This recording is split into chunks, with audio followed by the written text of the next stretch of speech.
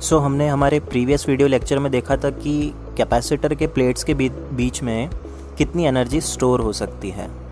आज हम देखने वाले हैं कि वो एनर्जी की डेंसिटी कितनी होगी। करेक्ट, एनर्जी डेंसिटी क्या होती है बच्चों? The amount of energy stored per unit volume of capacitor. Capacitor के प्लेट्स के बीच में जो गैप होता है, वो जो वॉल्यूम स्पेस होता है, उसमें एनर्जी जो स्टोर हो रही है उसका पर यूनिट वॉल्यूम को हम कहते हैं एनर्जी डेंसिटी। इसका फॉर्मूला हम आज डिराइव करेंगे। This is very very important formula and derivation. So हमें पता है कि the energy stored in capacitor is Q²/2C। यही फार्मूला हमने फर्स्ट फार्मूला डिराइव किया था पिछले वीडियो लेक्चर में। 3 फार्मूला थे। पहला ये वाला फार्मूला था Q²/2C, दूसरा था हाफ CV² और तीसरा फार्मूला था हाफ Q/V। सो हम ये फर्स्ट फार्मूले को यूज़ कर रहे हैं Q²/2C।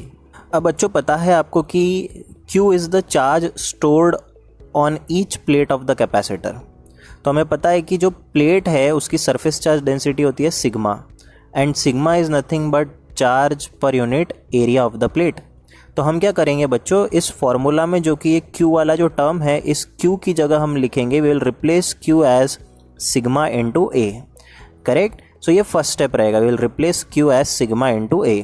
दूसरी तरफ अगर आप कैपेसिटेंस देखोगे तो हमें कैपेसिटेंस का फॉर्मूला पता है, वो है A∈0/D।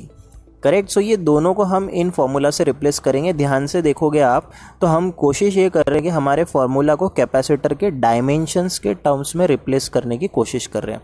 हम एरिया और डिस्टेंस बिटवीन द प्लेट्स का यहाँ पर हैवीली यूज़ करना चाह रहे हैं। सो हम ये वैल्यूज़ को यहाँ इंसर्ट करेंगे और हम लिख देंगे Q की जगह A sigma whole square divided by 2 और C की जगह लिख देंगे A∈0/D। अब हम क्या करेंगे बच्चों, हमें पता है कि इलेक्ट्रिक फील्ड और सिग्मा के बीच में क्या रिलेशन होता है। Between the plates electric field होता है सिग्मा बाय एप्सिलॉन नॉट।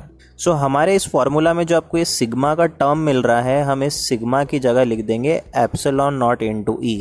ये वैल्यू हम यहाँ पर इंसर्ट कर देंगे। साथ ही साथ आप देख सकते हो एरिया और ये जो A² है इसमें से एक A का टर्म भी कैंसिल हो जाएगा। करेक्ट। सो हम ये सिग्मा की वैल्यू हमारे इस इक्वेशन में इंसर्ट कर देंगे।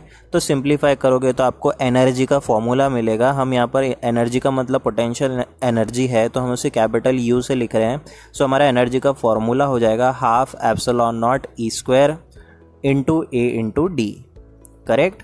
अब आपको पता है बच्चों कि ये जो प्लेट्स होते हैं इनका सरफेस एरिया होता है A।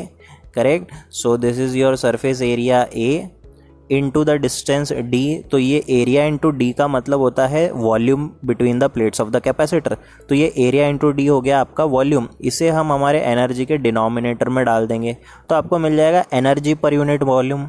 और एनर्जी पर यूनिट वॉल्यूम का फॉर्मूला क्या तैयार हो जाएगा, half epsilon not E²। So we know that AD is the volume between the plates.